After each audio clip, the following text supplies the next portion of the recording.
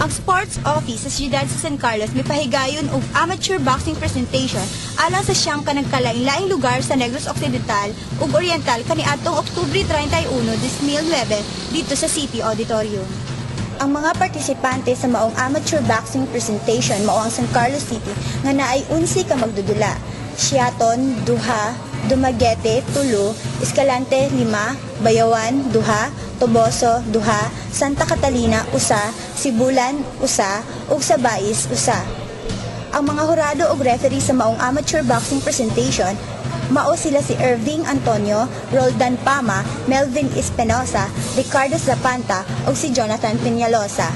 Ang mga mananaog sa Negros Day Amateur Boxing sa timbang at 24 kg hangtod 48 kg nakadawat og cash prizes og trophy mao ang sa San Carlos City, kampiyon, Dumaguete City, first runner-up, Escalante City, second runner-up ug ang Toboso, third runner-up. Sa laing bahin, naay usa ka boxer nga gi-awardan og trophy mao si Antonio Gutang, Best Boxer of the Year of 2009, San Carlos City.